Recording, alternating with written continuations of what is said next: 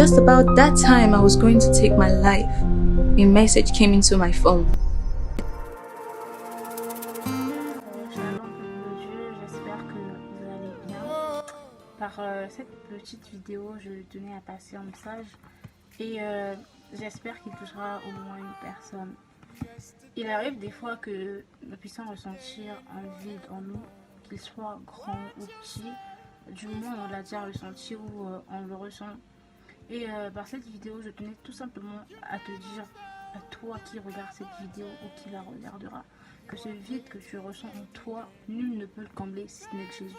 Il faut tout simplement que tu décides de venir à lui afin qu'il le comble. Comme il le dit dans sa parole, il se laisse trouver par ceux qui le cherchent. Et alors n'hésite plus et n'attends plus, car ce vide, il peut le combler. Bonjour frères et sœurs. L'Éternel nous donne la vie sur cette terre en abondance et pour l'éternité. Profitons pleinement de cette grâce-là que Dieu nous fait, car nous ne savons ni le moment ni l'heure où le Seigneur viendra. Nous pouvons lire dans la Bible, Jean 10, verset 10. Le voleur ne vient que pour dérober, pour égorger et pour détruire. Mais moi, c'est-à-dire moi, Jésus, je suis venu afin que les brebis aient la vie et qu'elles soient dans l'abondance. C'est-à-dire, contrairement aux voleurs, le Seigneur ne vient pas pour des fins égoïstes, pour des raisons égoïstes. Non, au contraire, le Seigneur vient afin que nous ayons une vie heureuse, pleine de sens, épanouie et éternelle. Et nous recevons cette vie abondante au moment où nous l'acceptons comme sauveur. Alors, frères et sœurs, ne te retiens pas. Accepte Jésus comme sauveur et Seigneur. C'est alors que tu pourras jouir pleinement de cette vie abondante que le Seigneur nous donne.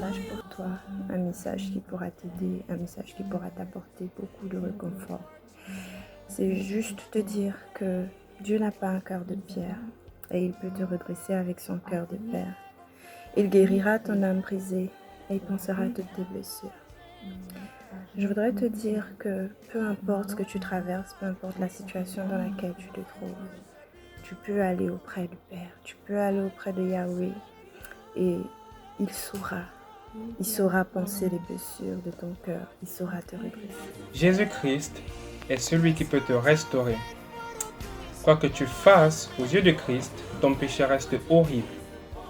Mais quoi que tu aies fait aux yeux de Christ, ton péché peut être pardonné si tu es sincère dans ta foi en Christ Jésus. Tu n'as aucune idée de ce que tu vaux aux yeux de Dieu. Qu'il est un homme de gagner de mort aussi pour son âme. La science ne peut sauver ton âme, seul Jésus ne peut la sauver. Si dans ce monde corrompu, tu te poses encore la question de savoir s'il y a un peu de vérité, un chemin qui mène à la vie dans ce monde, laisse-moi te présenter Jésus, qui est notre chemin, notre vérité, notre vie. Par conséquent, Jésus est le chemin, la vérité et la vie.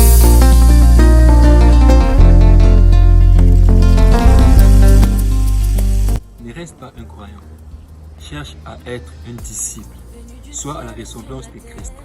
Peu importe tes faiblesses, seule la présence de Christ en toi fait la différence. J'aimerais te dire que si tu confesses de ta bouche le Seigneur Jésus, et si tu crois dans ton cœur que Dieu l'a ressuscité des morts, tu seras sauvé. Sois béni. Et ceux qui t'ont condamné